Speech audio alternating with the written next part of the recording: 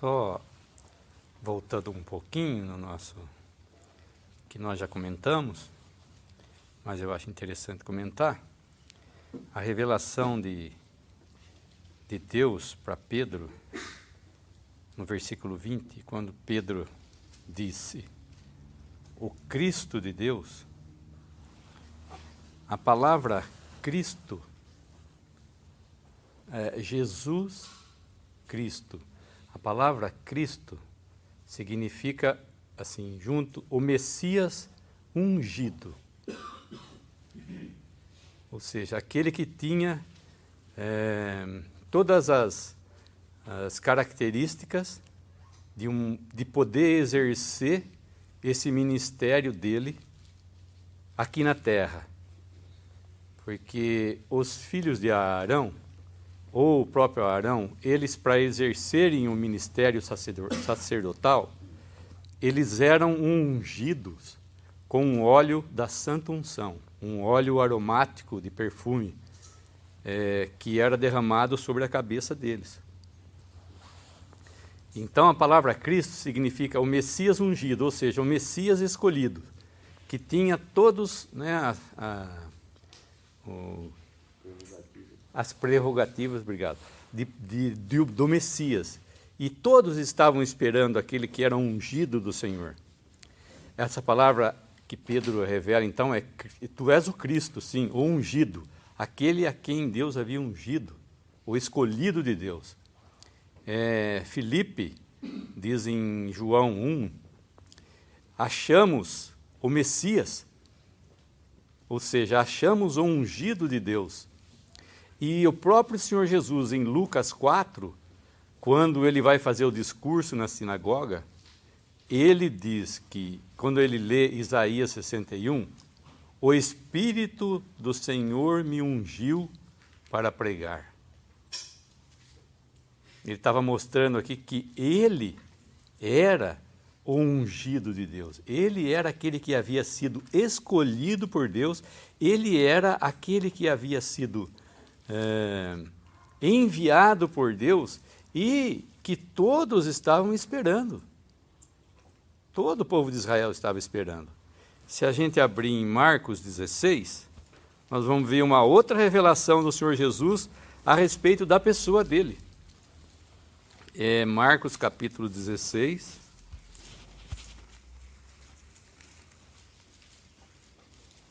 Não, Marcos 14.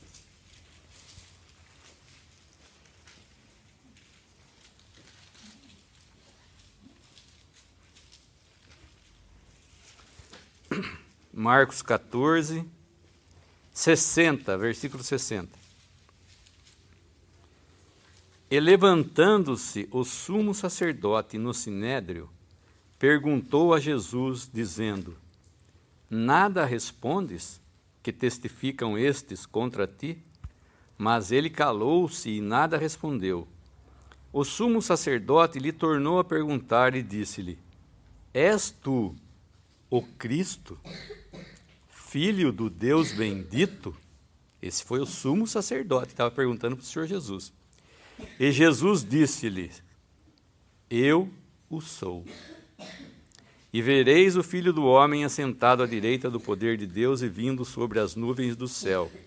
E o sumo sacerdote, rasgando os seus vestidos, disse, para que necessitamos de mais testemunhas? Vós ouvistes a blasfêmia, que vos parece? E todos o consideraram culpado de morte. O sacerdote, o sumo sacerdote, perguntou para ele, és tu o Cristo, filho do Deus bendito, aquele que a mesma revelação que Pedro havia tido, o sumo sacerdote pergunta. Ou seja, és tu o Messias ungido, enviado por Deus? Ele disse, eu sou. Outra revelação que o Senhor Jesus fez aqui, pro próprio, no Sinédrio, quando ele estava sendo julgado, que ele era o Messias. E ele foi condenado por quê? Ele foi condenado porque, sendo homem, ele se fez como Deus. E o Messias, e o que eles estavam esperando era o Messias ungido. E deixaram passar o Messias. Então a palavra Cristo significa o Messias ungido. E Jesus significa Salvador. Jeová Salvador. Salvador, Messias ungido, o nome do Senhor Jesus. Então essa revelação aqui que Pedro tem é sobre o Messias, aquele que eles estavam esperando.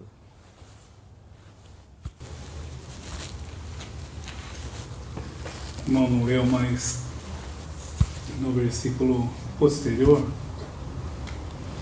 no 65, que lá em Marcos 14, fala que começaram a cuspir nele e cobrir-lhe o rosto e dar-lhe punhadas e a dizer-lhe: profetiza. E os servidores davam-lhe bofetadas.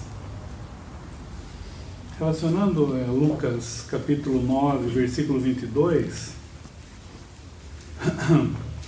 está dizendo assim, e dizendo, 9, 22, Lucas, dizendo: é necessário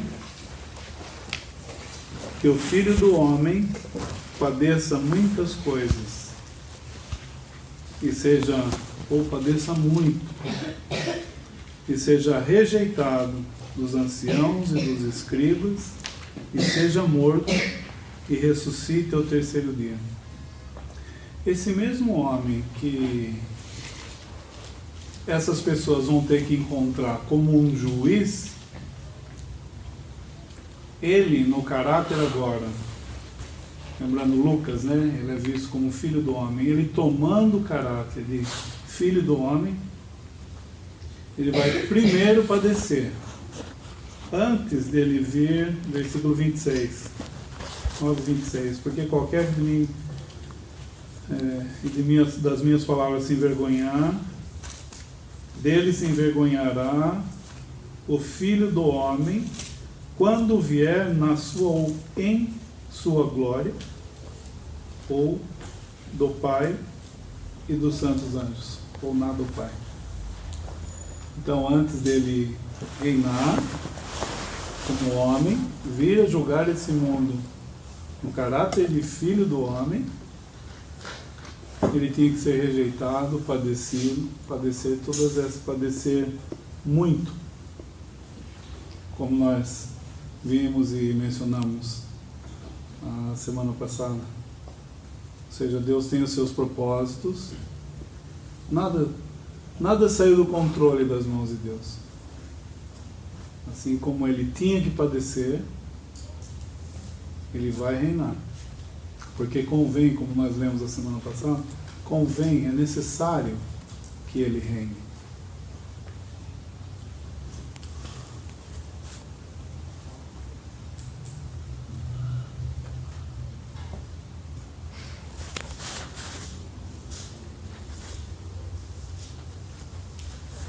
Versículo 23 fala, ele dizia a todos, se.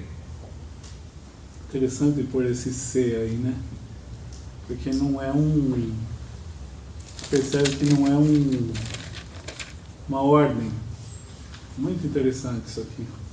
Ele fala assim, se alguém quer vir após mim, negue-se a si mesmo e tome cada dia a sua cruz e siga-me. Se. Ele estava falando com eles, mas então, antes, pensando em Mateus, um pouco diferente o assunto, Mateus 11, Mateus capítulo 11, versículo 28.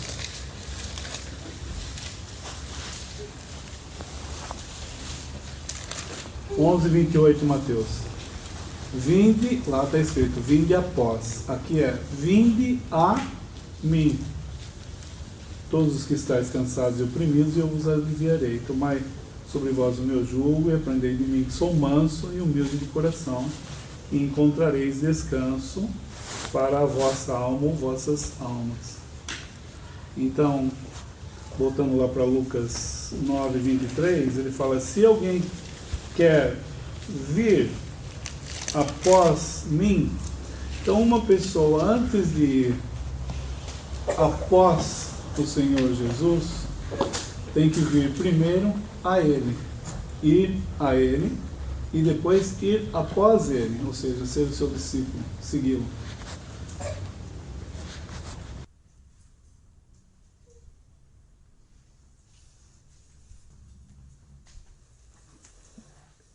Esse versículo 23, ele costuma ser bastante mal interpretado, né?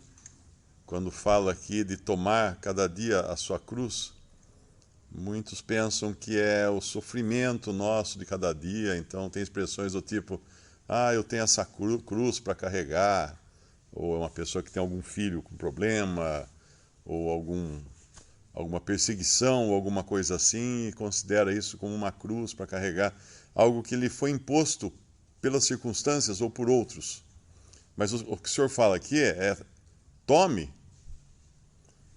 Se alguém quer vir após mim, negue-se a si mesmo e tome cada dia a sua cruz e siga-me.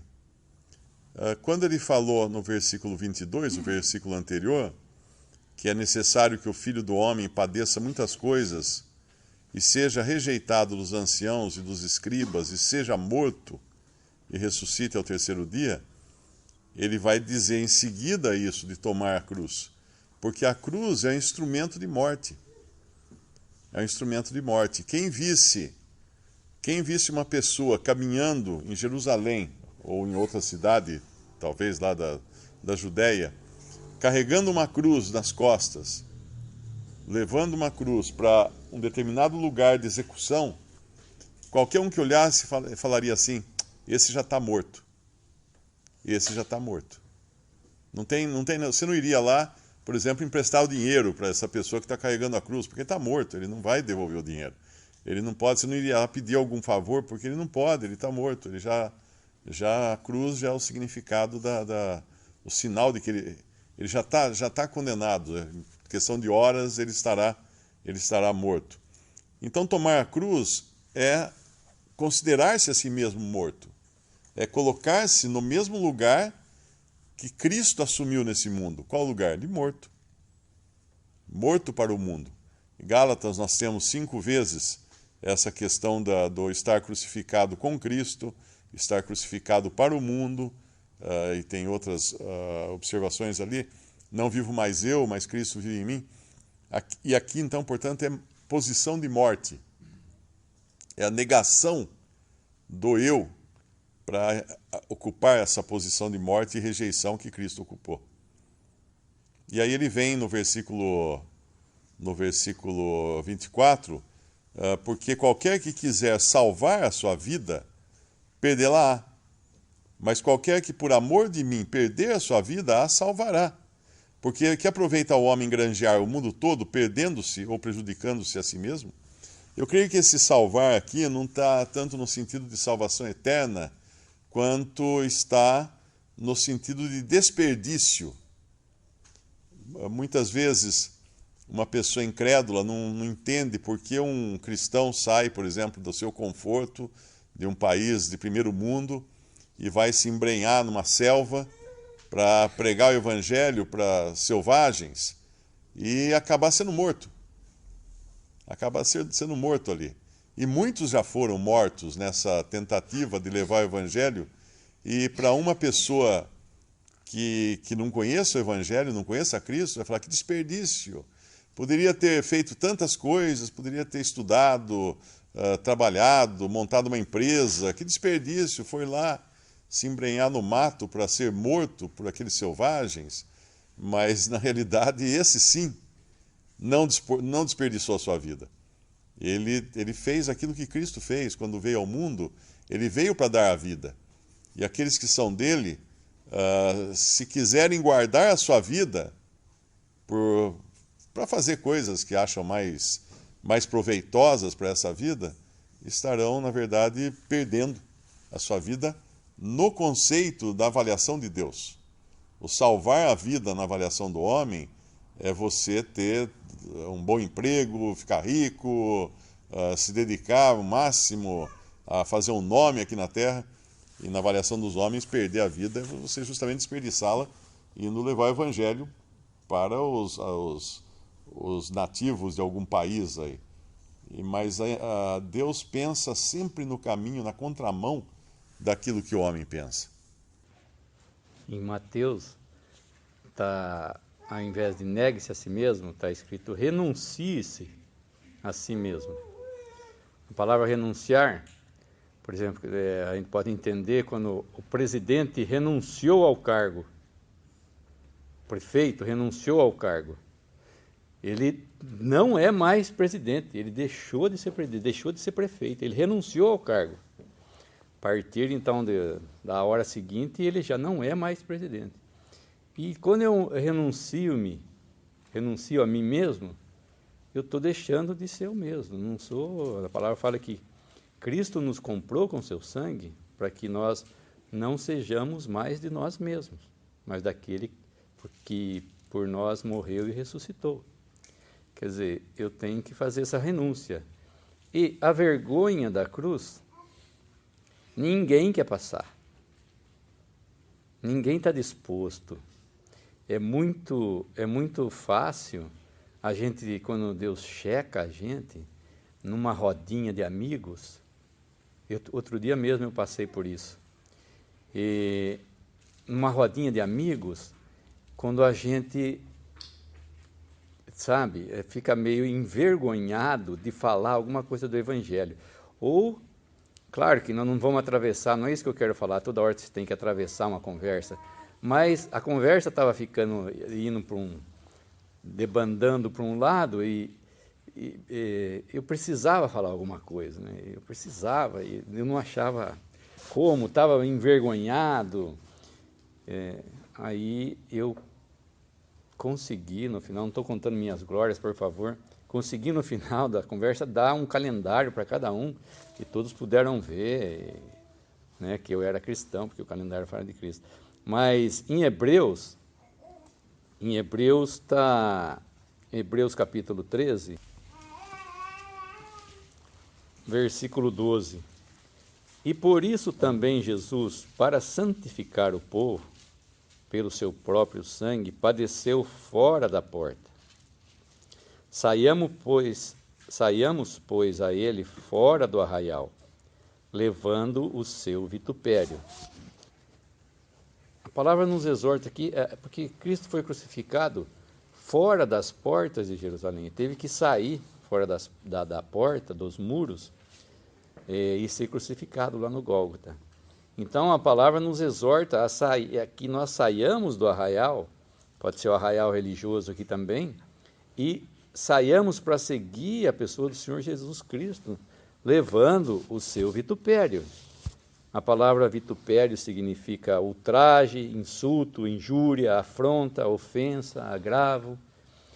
Tudo o que de ruim para o homem podia trazer a cruz, né? Essa vergonha, esse vitupério de Cristo. Então a palavra nós temos o cristão tem que levar. Então negar-se a si mesmo e sair levando a sua própria cruz, né? A cruz de vergonha, que ninguém quer carregar, e que a gente saia então fora do arraial. A palavra fala que saiamos, pois, a ele fora do arraial. É importante isso que o irmão fala, porque existe a ideia que negar-se a si mesmo e deixar o mundo e abandonar as coisas do mundo, tudo, parece que é uma coisa assim para quem é incrédulo, depois vira cristão, então ele está deixando para trás as coisas do mundo. Mas o que pensar quando nós somos cristãos, alguém que é cristão, e vive numa sociedade cristianizada, como a sociedade ocidental, e o que seria o equivalente, então, também, a esse deixar, ou sair do arraial, ou deixar... seria equivalente a perder oportunidades. Basta ver que, muitas vezes, as pessoas numa sociedade cristianizada, elas conseguem oportunidades por pertencer a um sistema religioso. Nós sabemos disso, de pessoas que nós conhecemos, né, que um dia vieram numa reunião, ouviram falar de congregar o nome do Senhor, mas aí mediram os prós e contras, né? Fizeram uma avaliação do custo-benefício e acabaram descobrindo que eles iam perder clientes, eles iam perder oportunidades, que se saísse lá da igreja tal, onde tem tanta gente lá que é cliente e tudo mais, acabariam perdendo oportunidades. Então, preferem continuar dentro de um sistema. Então, existe a rejeição quando nós cremos em Cristo e nos colocamos fora do sistema do mundo, e existe uma outra rejeição também, que é quando, por entendermos que o mundo cristianizado acabou se desviando daquilo que Deus tinha para o homem, para a igreja, para os seus, aí nós entendemos e saímos, então, desse sistema cristianizado, da grande casa da cristandade. E sofremos penalidades por isso, sofremos perda de oportunidades por isso. Eu tenho uma anotação aqui, eu queria até ler de um trecho de Charles Spurgeon. No século XIX havia dois pregadores muito famosos, um era Moody, nos Estados Unidos, e outro era Spurgeon, na Inglaterra. E o Spurgeon era amigo do Kelly, do William Kelly. E uma vez ele escreveu sobre William Kelly as seguintes palavras: William Kelly, escritor eminente da escola exclusivista de Plymouth, expõe habilmente as escrituras, mas com um toque peculiar do seu partido teológico. Kelly é um homem que, nascido para o universo, estreitou sua mente para um movimento. Isso Spurgeon escreveu. Nascido para o universo, estreitou sua mente para um movimento. Porque o William Kelly, eu não sei se os irmãos conhecem a história dele, ele era uma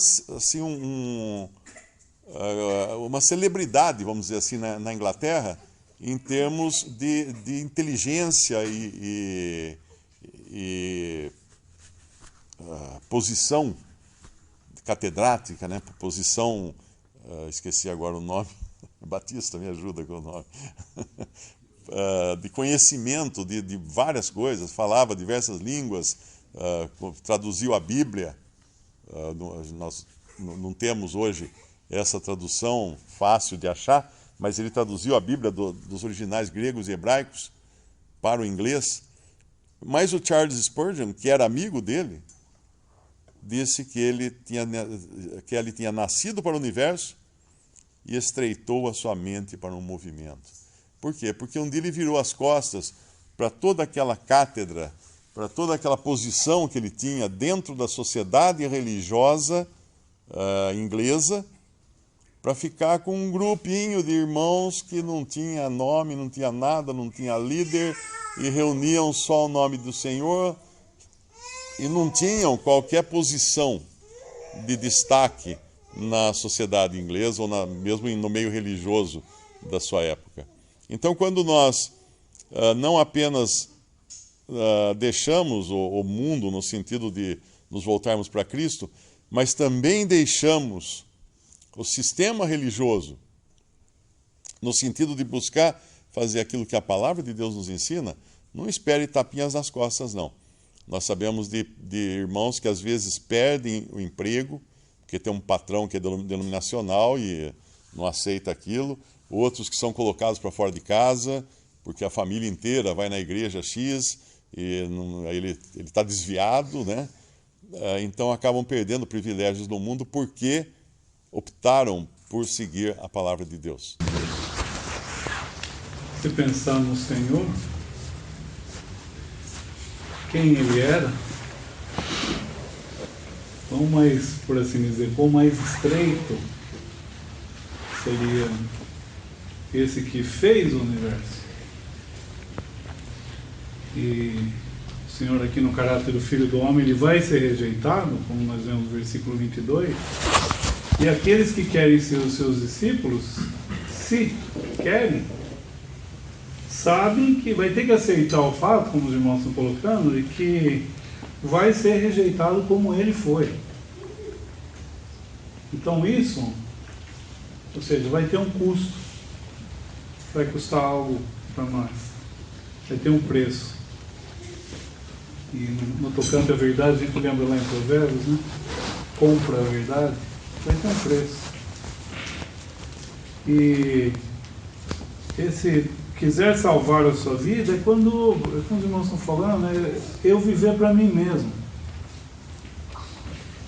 Eu, crente, agora, posso viver para mim mesmo.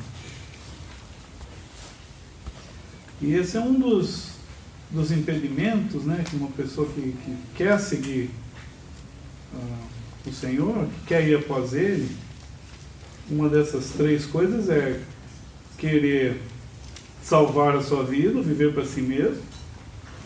A segunda, no versículo 25, a cobiça, né? Porque o que aproveita o homem? Granjear o mundo todo, ou seja, ter o desejo de riquezas materiais, de ser alguém, ter uma posição, ser alguém nesse mundo, né? O número 1, o mundo nos treina a isso também, né? E o 26, é propriamente o temor da rejeição, né? Porque fala, porque qualquer que de mim, das minhas palavras, se envergonhar, dele se envergonhará o Filho do Homem quando vier em sua glória na do Pai e dos santos. Então esse temor da vergonha, né? Se envergonhar. Então essas três coisas. Querer viver para mim mesmo. Não importa os interesses de Cristo. Granjear o mundo todo, a cobiça, no versículo 25. E o 26, se envergonhar. E agora acontece isso na vida prática cristã, nós sabemos, né, em maior ou menor grau, o irmão acabou de dar um exemplo aqui, nós temos outros exemplos, às vezes você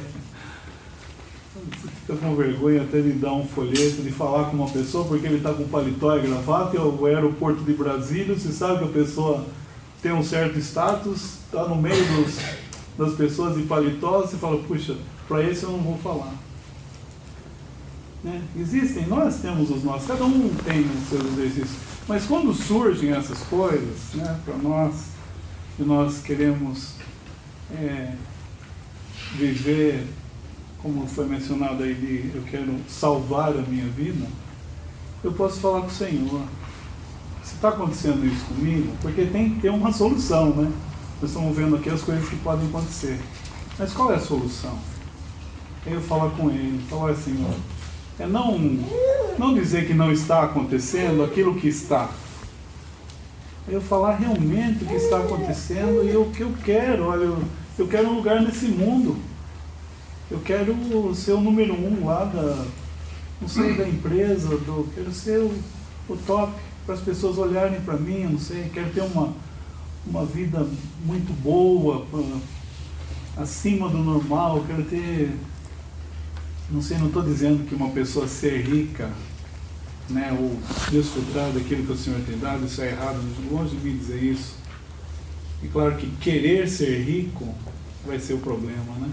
Mas nós temos esse tipo de coisa, pode acontecer a cobiça, eu viver para mim mesmo, ou eu passar por esses momentos de vergonha, eu posso falar com o Senhor, falar, realmente, o Senhor, sabe o que está acontecendo? Eu tenho vergonha de Ti quando acontecem essas situações, me ajuda. Esse eu acho que é o exercício, por assim dizer, é o remédio, né? Eu acho esse meio de ouro, esse capítulo 9, extremamente animador para a gente. Porque ele começa com essa pergunta aqui no versículo 20, né? E vós, quem dizeis que eu sou? Essa resposta que a gente dá ao Senhor é muito importante. A gente vê, por exemplo, quando aquele povo estava no deserto, lá atrás, Deus guiando e cuidando deles por aquele caminho. Quem é Deus? Quem é Jesus? Quanto poder Ele tem para nos guiar nesse mundo? E a gente vê que Ele fala das dificuldades que vai ser se você realmente seguir a Cristo. Ele não está dizendo aqui que Ele é o Cristo da prosperidade, que você vai ter uma vida boa, Ele não disse isso, pelo contrário. Ele está falando que vai ser muito difícil. Mas a gente vê que no versículo 29, que ele fala, estando ele orando, transfigurou-se a aparência do seu rosto, e o seu vestido ficou branco e muito resplandecente. Ele mostra uma visão da glória para aqueles discípulos dele. Começa com uma pergunta, ele fala das dificuldades, ele mostra o fim disso agora. Aonde vai acabar essas coisas? Daqueles que o seguem. E no versículo 30, e eles que estavam falando com ele, 2 varões que eram Moisés e Elias. É interessante quando ele cita Moisés e Elias, que eles são 2 grandes nomes do Antigo Testamento, né? E ambos, grandes dificuldades quando passaram por aqui. Eles estavam no meio de um povo incrédulo, muitas provas, muitas dificuldades, e inclusive eles pediram para se matar, de tão pesado que estava. Vamos ler lá em Números 11, Números capítulo 11. Para morrer, diz o irmão. Morrer. Números 11, capítulo 15, versículo 15. Números capítulo 11, versículo 15. E se assim fazes comigo, mata-me, eu te peço, se tenho achado graça aos teus olhos. Não me deixes ver o meu mal. Isso aqui é Moisés. E aí, se a gente puder abrir lá em 1 Reis, capítulo 19, 1 Reis 19, versículo 4. Agora a gente já viu Elias pedindo a mesma coisa.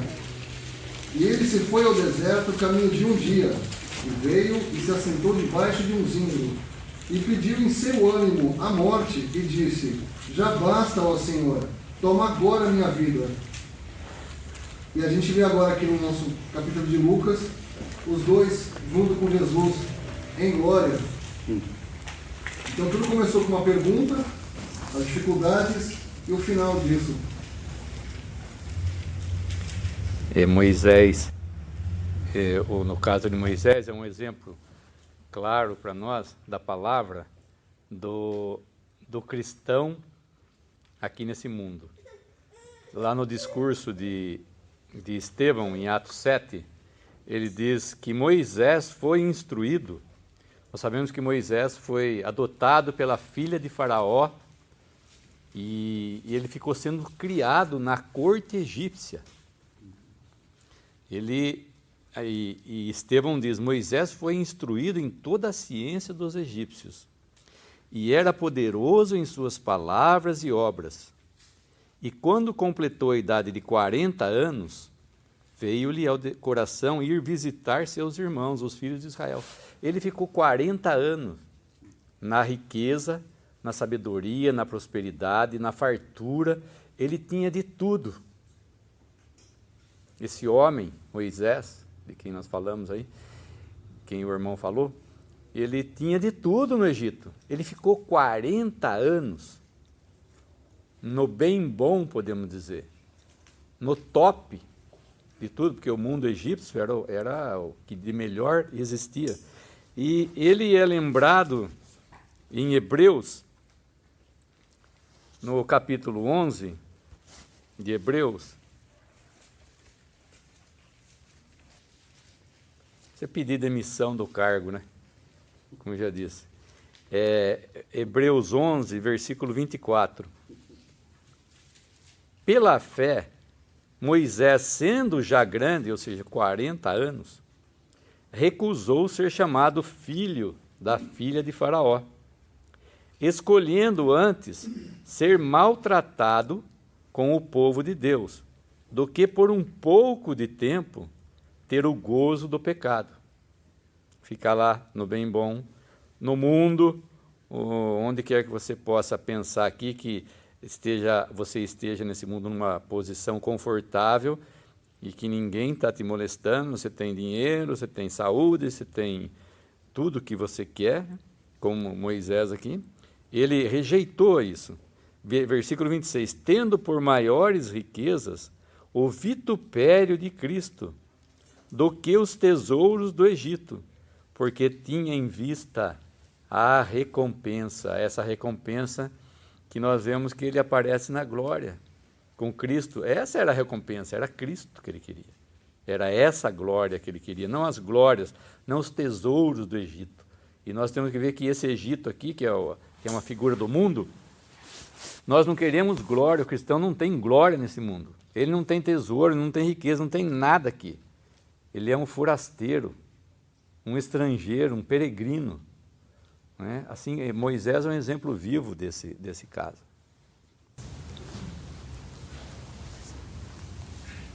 versículo 27. Isso que os irmãos estão falando, então, é um cumprimento do que o Senhor havia dito. No versículo 27, fala: em verdade vos digo que dos que aqui estão, alguns há que não provarão a morte. Forte negativa essa. Não provarão a morte até que vejam o reino de Deus. Então, ele escolhe, para a gente lembrar, quando Paulo sobe, ele fala em Gálatas, fala assim: conhecendo Tiago, Cefas e João, que eram considerados como as colunas, a graça que se me havia dado, deram-nos as dessas. Então, mais tarde, nós vamos ver que os três que o Senhor coloca aqui vão ser as colunas da igreja, porque depois de quase 8 dias, versículo 28, fala assim: aconteceu que quase 8 dias depois dessas palavras, versículo 27, tomou consigo a Pedro, a João e a Tiago, e subiu ao monte a orar. De novo, olha só, nós mencionamos na semana passada, no versículo 18, fala do Senhor Jesus orando. Aqui, eles sobem ao monte a orar de novo. Olha a importância, nós vemos um homem de oração, o Senhor Jesus, em Lucas. E no versículo 29, fala: estando ele orando, mais uma vez, transfigurou-se a sua aparência, e daí acontece isso que os irmãos mencionaram, né?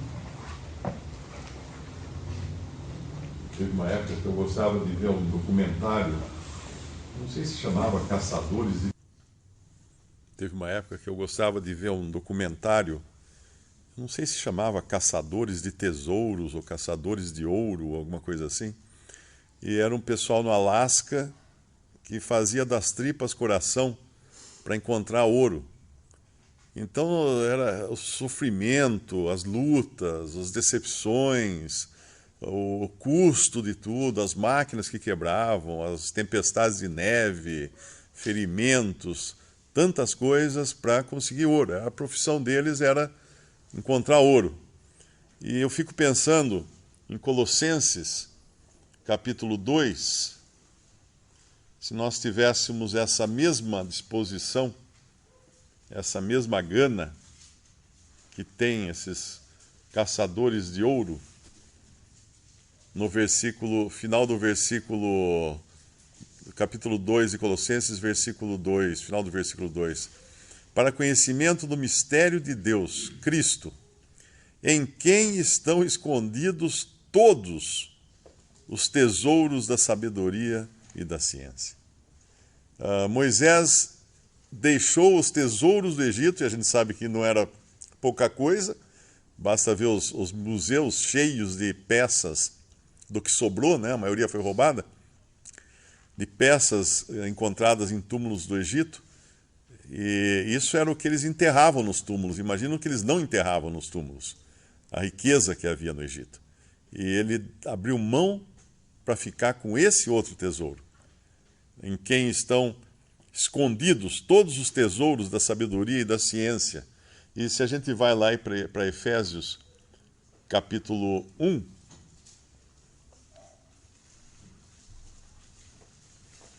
no versículo 3, bendito o Deus e Pai de nosso Senhor Jesus Cristo, o qual nos abençoou com todas as bênçãos espirituais nos lugares celestiais em Cristo Jesus. Tudo nele, em Cristo.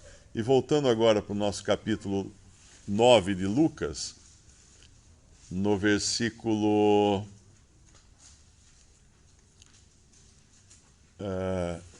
no versículo 26, quando ele fala do envergonhar-se, né? Porque qualquer que de mim e das minhas palavras se envergonhar, dele se envergonhará o Filho do Homem. Eu não creio que aqui esteja falando especificamente de salvação, mas a ênfase é no sentimento que Deus tem, na importância do sentimento de Deus, na avaliação de Deus, em contraste com a avaliação do homem, ou a reticência do homem de reconhecer a Cristo. Porque quando ele fala assim, dele se envergonhará o Filho do Homem, quando vier, não é só isso que ele fala, quando vier na sua glória e na do Pai e dos santos anjos. É uma tríplice glória que ele virá. Então isso mostra a magnitude de Cristo. Não só o que ele é, mas como ele virá a esse mundo. E obviamente quem olhar para aquilo fala assim, ai, eu com vergonha, né? E eu não querendo afirmar o nome dele, porque realmente é muito para a nossa cabeça pensar o que nós temos em Cristo, o que está escondido em Cristo. E nós todos os dias, na leitura da palavra, na oração, na comunhão com Cristo, nós vamos tirando cada dia uma pepita desse tesouro infinito, que não tem como esgotar, que é Cristo.